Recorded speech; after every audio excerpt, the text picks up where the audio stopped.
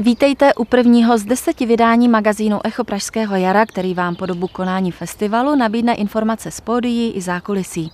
Dnešní díl bude mimořádný obsahem i rozsahem. Věnujeme ho interpretovi, který za svou dlouhou kariéru absolvoval fascinující počet koncertních vystoupení a zanechal po sobě neméně ohromující množství zvukových nosičů. Prostřednictvím výpovědí spolupracovníků a přátel zavzpomínáme na umělce, který proslul nádherným jedinečným houslovým tónem a který byl nanejvýš důstojným pokračovatelem slavné muzikantské dynastie, na mistra Josefa Suka.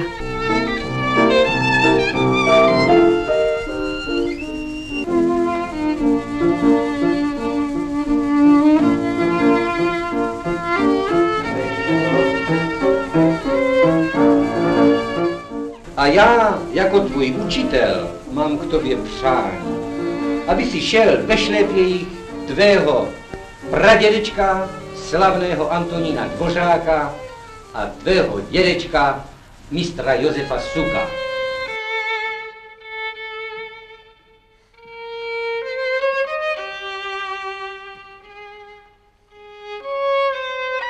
Bylo to na koncertě v Rudolfínu. On tam byl jako konzervatorista obklopen kamarády ze školy, kamarádkami. Byl mi představen a já už jsem byla samostatná slečna, úřednice, starší než on. A strašně jsme si hned od začátku rozuměli. Pak jsme se začali navštěvovat a povídat si o hudbě. A tak to začalo.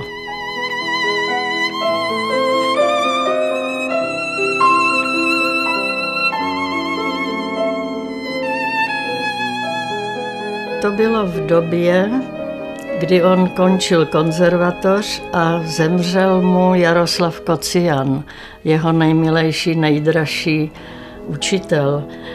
A on to nesl velice těžce, byl strašně zarmoucený. To je nádherný kout. Tak tady je Kocian. Jaroslav Kocian. Právě, že jsme se poznali a já jsem pro tu hudbu měla smysl a rozuměli jsme si, poslouchali jsme spolu desky, pokračovali jsme v tom jeho zájmu, tak jsem ho tím, myslím, trošku zachránila, nebo dodala jsem mu zase chuť dál pokračovat v hraní. Měl krizi tenkrát.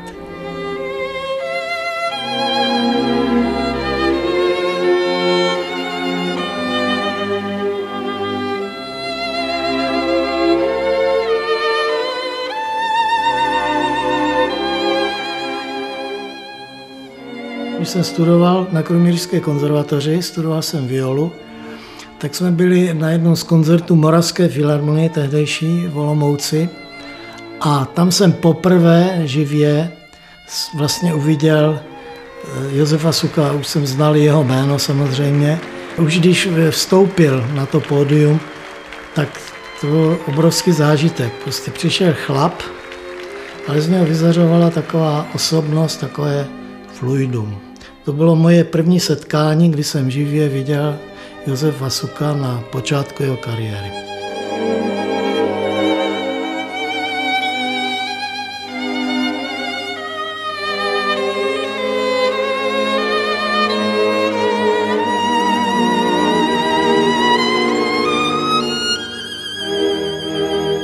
Tím, že jsem vyrůstala v hudebním prostředí, tak už úplně od začátku, kdy jsem poprvé držela housličky a začala jsem nějak jako pobírat rozum, tak pro mě samozřejmě pojem mistr Josef Suk velice znamenal, protože moje babička k němu vzhlížela a velice ho jaksi uznávala. U nás doma běžně ležely desky s jeho nahrávkami, koukali jsme se pravidelně na televizi, kde vystupoval, takže v podstatě já jsem k němu přišla už od nejútlejšího věku k tomu poznání, že tady tohle je ten fenomén a ten houslista číslo 1 u nás v naší zemi.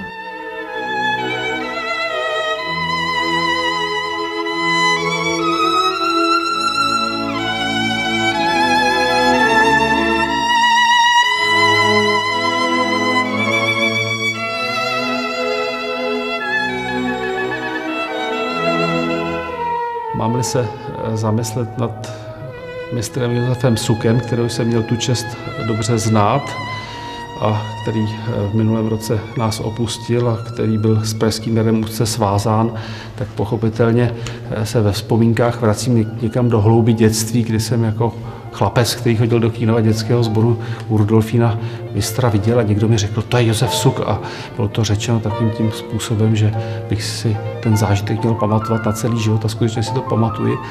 Ale měl jsem potom samozřejmě v době, kdy jsem začal chodit na koncerty, někdy asi od 15, od 16 let, tak jsem viděl mistra při řadě jeho kreací v České filharmonii. Ale jinak jsem viděl těch koncertů Josefa Suka určitě nejméně 20.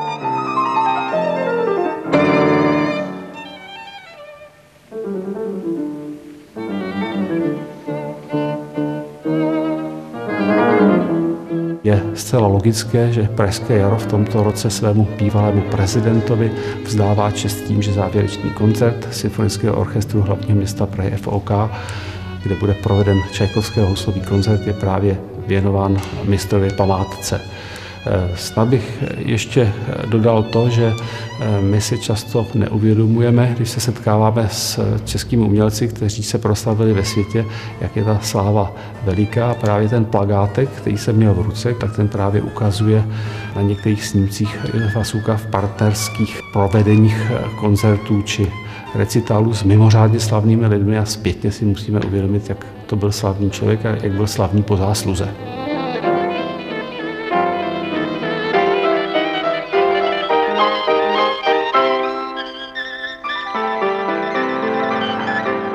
Já si myslím, když mě bylo asi tak 25, 30 let, že si lidi zvykli na mě jako na houslistu a že mě začali akceptovat takhle.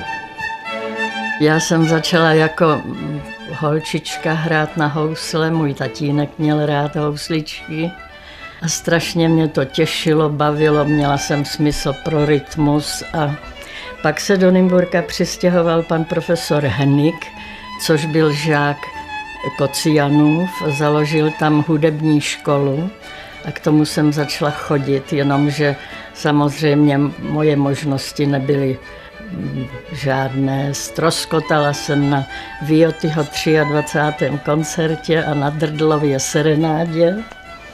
No a potom jsem zjistila, že to bylo jenom takové vrzání a že to nikam nevedlo a přestala jsem úplně hrát na housle. No, já jsem samozřejmě byla stále doma, slyšela jsem dennodenně jeho cvičení, takže všechny skladby, co cvičil, znám nazpaměť.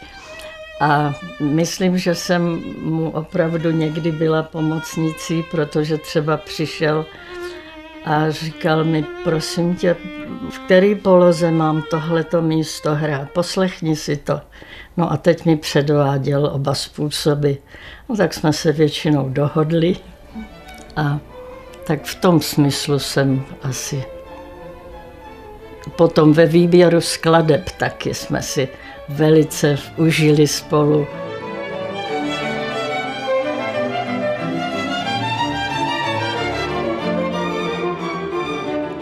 Když se řekne Josef Suk, tak toto jméno je samozřejmě spojeno se Sukovým komorním orchestrem, kde jsem léta hrál jako koncertní mistr a intenzivně jsem s ním spolupracoval. A vzpomínka na to je vždycky velmi milá a v podstatě jsme spolupracovali jak na bázi komorních děl bez sol nebo i se solem a mistr Josef Suk vždy byl naprosto perfektně připraven. Ne na 100%, ale na 150% a jeho výkony i v tomto vysokém věku, v kterém jsme spolupracovali, tak byly vždycky naprosto precizní. A já jsem měl teda to štěstí, že jsem dokonce tady v Rudolfínu si s ním zahrál i sólově a zrovna to bylo shodou okolností i s panem Ivanem Ženatým, s kterým jsme hráli trojkoncert Bacha a s panem Josefem Sukem, mistrem Josefem Sukem jsme hráli dvojkoncert A-moll Vivaldiho. Tak na to vzpomínám velice rád. To úžasné bylo, že s Josefem Sukem jsme se sešli a nemuseli jsme si říkat nic, ale vůbec nic. Od okamžiku, kdy jsme začali hrát, tak jsme měli stejnou představu, stejné tempo a byli jsme pedanti oba, což se nám také líbilo. Ano, pan Suk byl veliký pedant, ten skutečně vlastně po celou tu dobu, co jsme spolu hráli, tak neustále zkoušel. On byl tak tvůrčí, že vždycky přišel a říkal, prosím tě, Zuzanko, je to lepší tímto smykem nebo tamtím, a neustále znova zkoušel. Ale ten základní obraz toho, co jsme chtěli, zůstává stejný.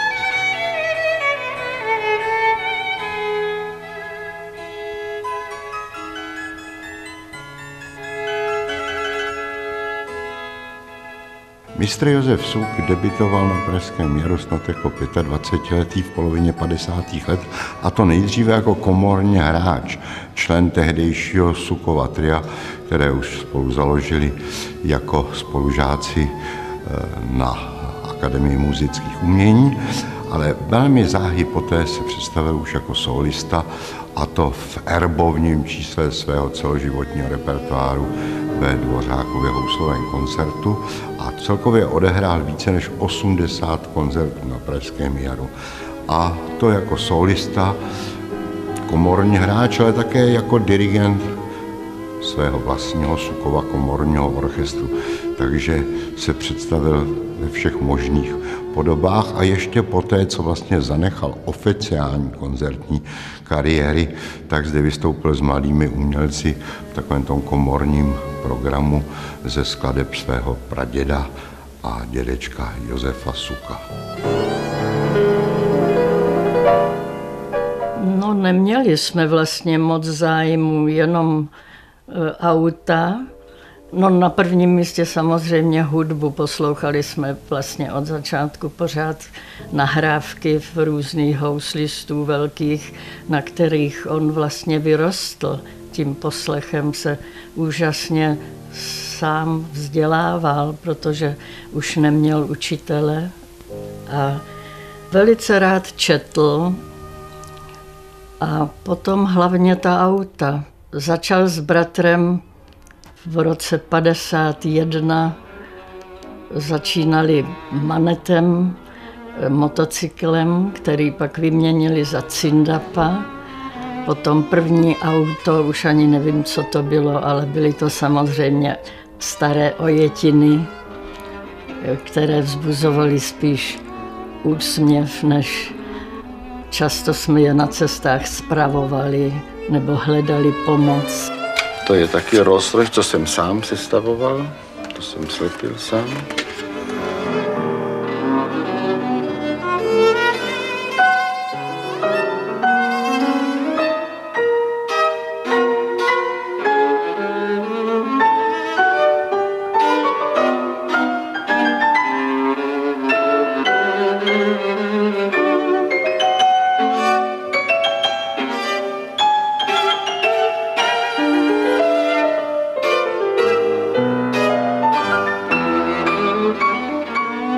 Bohužel ne, nikdy jsme si společně nezahráli.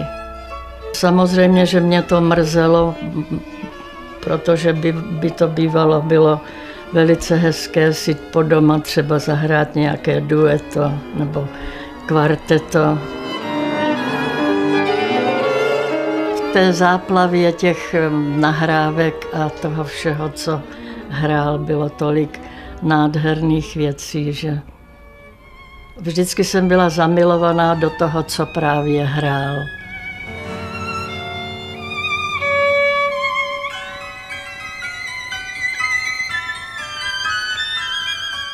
Stýkali jsme se jako rodiny, i když na to nebylo nikdy dost času. A Pepula měl hrozně rád hudbu mého muže, Viktora Kalabise. Takže jsme se jednou dohodli, že mému muži nabídneme, jestli by pro nás něco nenapsal. A on napsal sonátu a tu jsme hráli strašně rádi. Vždycky jsem měla radost, když Pepula přišel a říkal, jeli jsme na nějaký zájezd, třeba do Anglie, Zuzanko, budeme tam hrát Viktora, takže jsme hráli. Takže to pouto mezi našimi rodinami bylo vlastně hlavně hudební.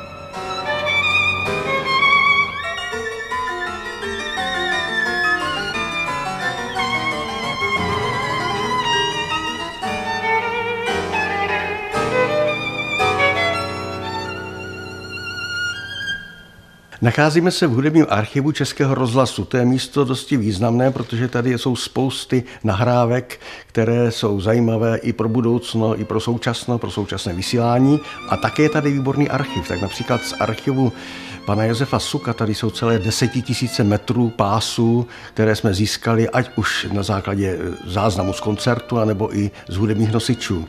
Co se týče Josefa Suka, my máme velkou radost těchto nosičů. Především jsou vynikající, jsou špičkové, jsou mnohem vzorové pro kumštýře i pro posluchače jsou vždycky zážitkem.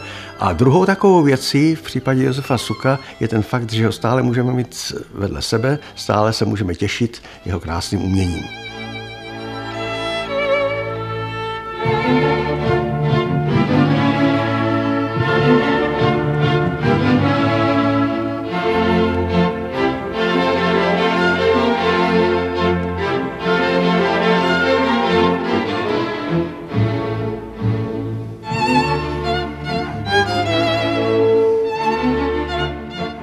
Zaujal jako člověk tím, že vystupoval na pódiu úplně báječně, to bylo chování výstavní, choval se jako anglický lord, bych řekl.